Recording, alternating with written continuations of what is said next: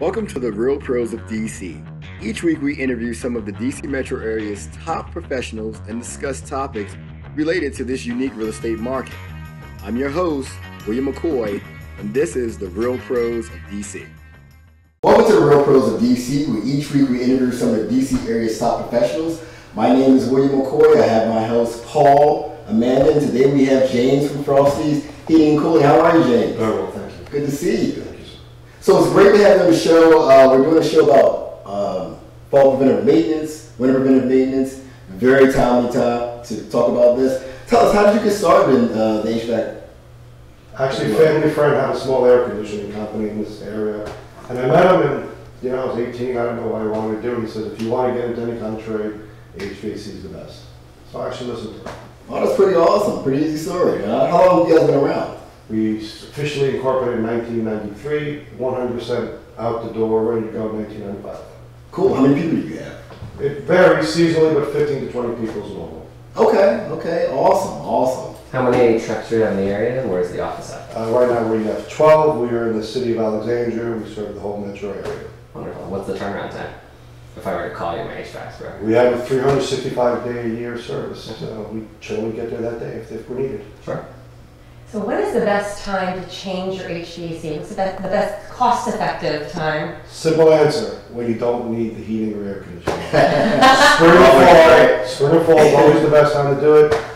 It varies with, obviously, the weather. I think the weather and a little bit of the economy has a factor. But generally, spring and fall is the best time to do everything. And what about, if you change can you get away with just changing the furnace or just changing the AC, or do you really need to change both of them at the same time? Great question. Piecemealing is usually not a good idea. I mean, then part of your system's 15 years old and some is new. Generally, if you're at the age where everything should be replaced, then you really need to replace everything. That makes sense. Yeah. Warranties, performance, all are going to vary. If you have different brands, different ages, different kinds of equipment. What would you say differentiates Frosty's from other HVAC companies? I'm the sole owner. That's all I do. I've never done anything else in my adult life. I care about my customers and I care about my employees. Service. Right. So as a special feature, we're going to have Paul take James downstairs and take a look at the HVAC unit. So Frosty, I think a lot of first-time homebuyers are unfamiliar with HVAC in general. Yes. That being said, with filters, how often should they be changing? Okay, so this is the filter right here. In most situations, if the installation is done properly, there is pretty easy access to it. You can see it. It's sitting right here. This is basically what we call a 3M filter, and the 3M means 3 months. Pretty simple, change it every 3 months, but it all depends on how much you use it and how dirty your house is. So checking it on a monthly basis is probably the best idea, but as you can see, this one's a little dirty, but it's real simple visual inspection. Do you think every it's 3 months. worth getting the 3 month, or should you actually get 1 monthers and then just change them every month? The 1 month ones are about $1. Those will be $10 to $20 depending on which one you get. Okay. I suggest getting the more expensive one. It is better, but it's Okay. also less maintenance for the homeowner. Okay. No, definitely. And then as far as seasonality and checking the HVAC, how often should they do that? We generally recommend one heating check, one air conditioning check, spring and fall. We call them semi-annual maintenance. But what a customer can do anytime is, you walk into the mechanical room and just a visual check. We don't want too much crap around this, obviously. People like to use these as shelves. These things do get hot. There are wires here, so we don't want any obstructions. Obviously, really bad design if you can get in there. Is it possible? So that's the main shutoff of your house, right there. So when we walked in, it was kind of halfway shut. Somebody kind of had hit it. So it's very important that we, this is the mechanical room. Water heaters here, if you can see that, washer and dryer. So we don't want to use this as storage. A few boxes here and there probably wouldn't be a big deal, but all your drain lines, your pipes, your gas, it's all down here. So we want to make sure for a homeowner, they don't cause any more problems than it is. And it is a danger. So we want to make sure we keep these free and clear, just like this is right now. And then when you're doing the maintenance, what are the main things that you're servicing or looking at? Okay, so this is a gas furnace. So if we were to do a heating checkup, we would have no reason to go outside. But, it's a fossil fuel. It burns. Cleaning, checking, safeties, parameters, gas pressures, outlet temperatures, inlet temperatures, all the above. We do a visual inspection like we would tell the homeowner to do. Just, make sure nothing's out of whack here. this is your gas shutoff. Most people, when they come into a house or if they own the house, should know where to turn the water off, turn the gas off, turn the power off. It's all right here. So, And this would do both heating and cooling right here? this is the heating system. This is your air conditioning coil, so these pipes actually extend outside to the air conditioner. So the outdoor unit itself is a pump. Okay. And it pumps the cold refrigerant in here to cool the house. Would you look at the outdoor unit in both seasons as well? Or If just it's a one or heat the pump other? system and it's electric only, we will check inside and out both times.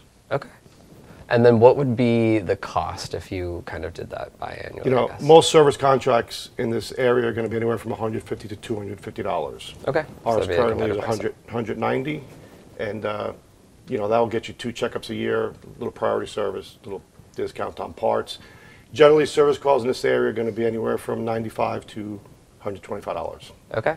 What is the most common part that then needs like replacing, or does the whole thing need to be replaced? At 15, 20 years on gas furnaces, it's probably time to go. I've replaced them at 10 and 12 years, obviously. If there's a major repair, a motor down there is very important. It actually moves all the air throughout the house, so cooling or heating, this is part of the air conditioning system. Right. So a lot of things do go wrong. Similarly with the HVAC, then you have the water heater as well. How old can a water heater be? What kind of maintenance does it need? Okay, so same thing. This is a gas appliance. Generally, if you have a gas furnace, you're going to have a gas water heater. As you can see, the gas pipe comes in and tees off and goes left and right. So this water heater, again, this one's relatively new. 12 to 15 years is what you want on a water heater. Now, here's a good thing about a water heater. If it's ever going to leak, it's generally going to tell you it's leaking. It doesn't generally just burst. It'll naturally leak very slowly. So one thing you want to do on any water heater, electric or gas, is if you're in the room, you're doing your washer and dryer right here. Just look. There should never be any water anywhere. Sure. Okay. Never water. Nothing should be too hot. It should not be making any noise other than the water. And it should be through. fairly gradual if it is going. Yes. Okay. So most of the times we've been to houses, and unfortunately they've kind of let go. We call them burst water heaters. Sure. There's a rust stain on the bottom of the water heater. It's got a 1-inch rust stain. It didn't happen overnight. People just didn't check. Sure. So the code now in the metro area is there is a drain pan underneath it. Right. Okay. And then are you seeing people move towards tankless water heaters? Yes. Or, okay. And what is like the cost difference between the two? Or efficiency level, I guess. Your standard water heaters, anywhere from $1,200 to $2,000. Tankless are probably $3,000 to $4,000. Okay. There are some requirements for that, so it all depends. And are you finding them to be more efficient and worth the investment? A lot of people do it for space requirements because you can put a water heater on the wall, get it out of there. As far as the efficiency, fantastic efficiency, endless amount of water. Sure. These are still very popular because they're very reliable and cheap. So James, how do people get in contact with you guys? Real easy. Phone number is 703-671-9193. Website is www.frostysinc.com.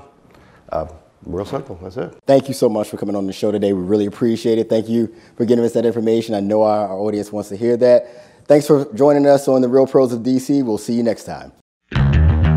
Thanks for joining us on this episode of The Real Pros of DC. Have a real estate topic you would like us to discuss? Go to www.therealprosofdc.com and submit your idea and see footage of the show. See you next time.